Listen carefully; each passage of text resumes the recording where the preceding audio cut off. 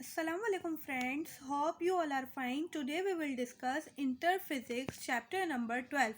So friends, previous lectures में हमने discuss किया था चैप्टर नंबर 11 हीट डिटेल के साथ, लेकिन उसके कुछ टॉपिक्स रह गए हैं जो मैं बाद में डिस्कस करूँगी आप लोगों के साथ.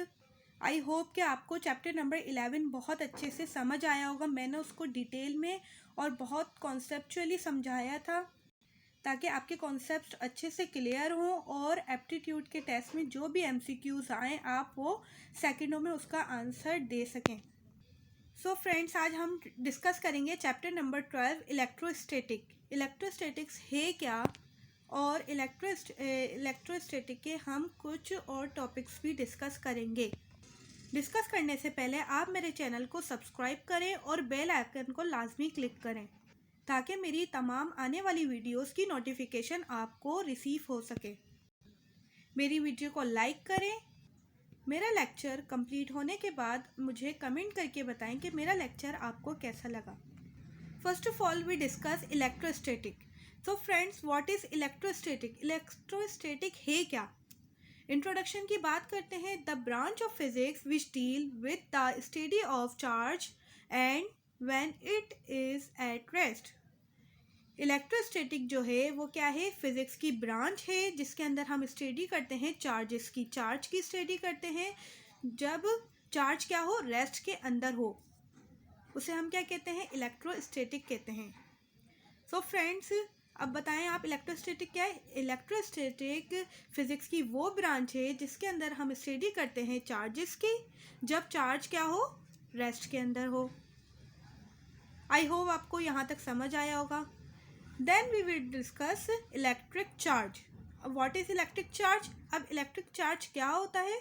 It is a property by which a body exert from of attractive और repulsion. So friend, electro means क्या होता है? चार्ज, और स्टैटिक मीन्स रेस्ट. तो ये क्या बन गया? इलेक्ट्रोस्टैटिक बन गया. सो फ्रेंड्स, यहाँ पे क्या है? Electric charges.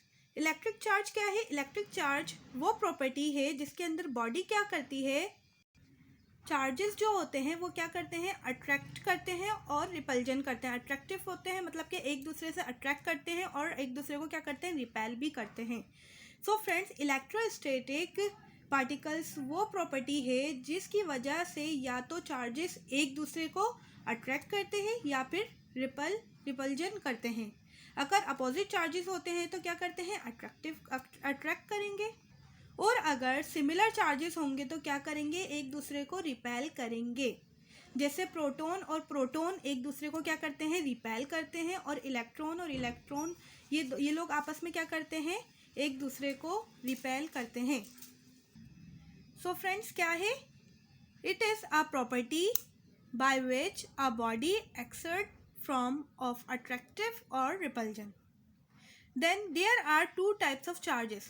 हमें पता है कि दो टाइप्स होते हैं चार्जेस के. एक होता है पॉजिटिव चार्ज और एक होता है negative charge. Like charges repel while unlike charges. ये लाइक चार्जेस मतलब कि अगर दोनों एक जैसे चार्जेस हैं, पॉजिटिव जो होते हैं वो क्या करते हैं? एक दूसरे को रिपेल करते हैं. और अनलाइक चार्जेस क्या करते हैं? अट्रैक्ट करते हैं. यूनिट है इलेक्ट्रोस्टैटिक का Coulomb's. What is Coulomb's? Coulomb's क्या है? Coulomb's law. Coulomb's law give the quantitative definition of force. Coulomb's law क्या है? कूलम्स लॉ के मुताबिक क्या है? Quantitative definition of force. Coulomb's law के मुताबिक इलेक्ट्रोस्टैटिक फोर्स है. अगर हम इलेक्ट्रोस्टैटिक फोर्स की बात करते हैं तो हम इलेक्ट्रोस्टैटिक फोर्स और रिपल्जन की ही बात करेंगे. और फ्रेंड्स, इलेक्ट्रोस्टैटिक फोर्स के अंदर हम सिर्फ रिपल्जन की ही बात करेंगे, सिर्फ रिपल्जन पर ही फोकस करेंगे. तो फ्रेंड्स, क्या है? कूलम्स लॉ क्या है? Coulomb's law give the quantitative definition of force. Coulomb's law देती है quantitative definition of force. Statement की बात करते हैं. अकॉर्डिंग टू कूलम्स लॉ के मुताबिक द फोर्स ऑफ अट्रैक्शन और repulsion between 2 point charges is directly proportional to the product of charges and inversely proportional to the square of distance between them. Coulomb's law के मुताबिक जो force है मतलब कि जो फोर्स ऑफ अट्रैक्शन और repulsion है बिटवीन दो पॉइंट चार्जेस के दरमियान। देखें, अब हमारे पास क्या है, दो पॉइंट चार्जेस हैं, एक Q1 है, Q2 है। ये क्या कर रहे हैं, द फोर्स ऑफ अट्रैक्शन और repulsion between two point charges is directly proportional to the product of charge. ये जो दो चार्जेस हैं ये क्या है, डायरेक्टली प्रोपोर्शनल है किसके, इलेक्ट्रोस्टैटिक फोर्स के क्या है, डायरेक्टली प्रोपोर्शनल है। इलेक्ट्रोस्टैटिक फोर्स की जो अट्रैक्शन और रिपल्जन है दो पॉइंट चार्जेस के दरमियान, वो क्या है, डायरेक्टली प्रोपोर्शनल है प्रोडक्ट ऑफ चार्जेस के and inversely proportional to the square of distance between them.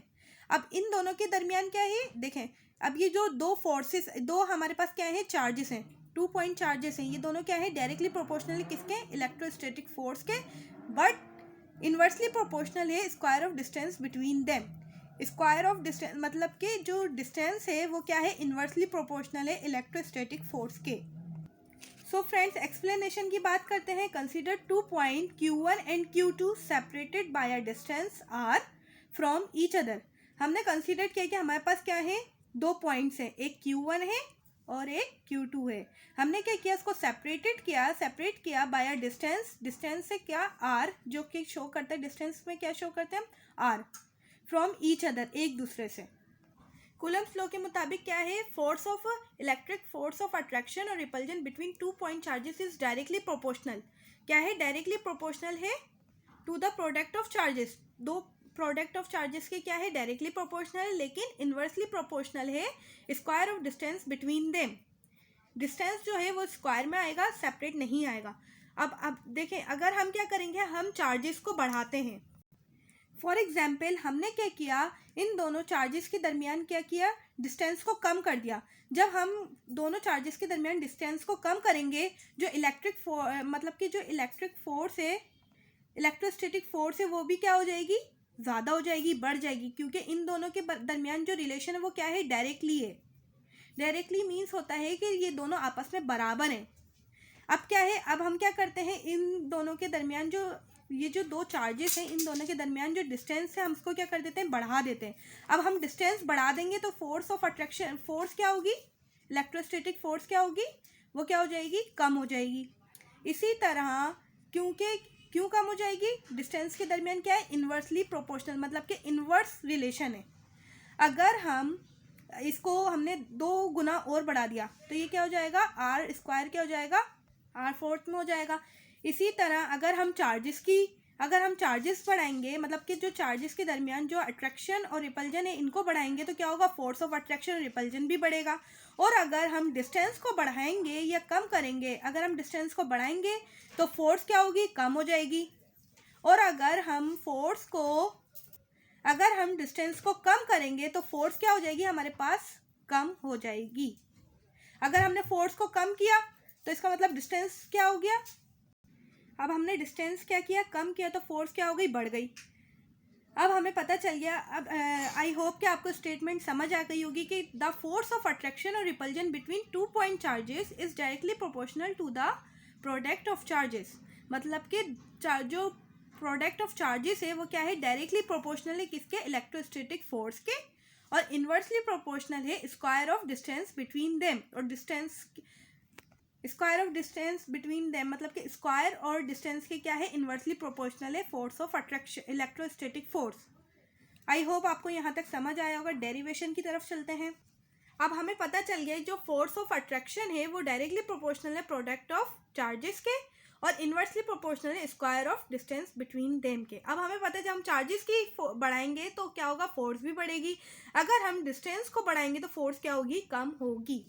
अब हमने क्या किया, इन दोनों 1 और 2 इक्वेशन को हमने कंबाइन किया तो हमारे पास क्या आ गया, फोर्स डायरेक्टली प्रोपोर्शनल है Q1 Q2 और इन्वर्सली प्रोपोर्शनल है आर स्क्वायर के।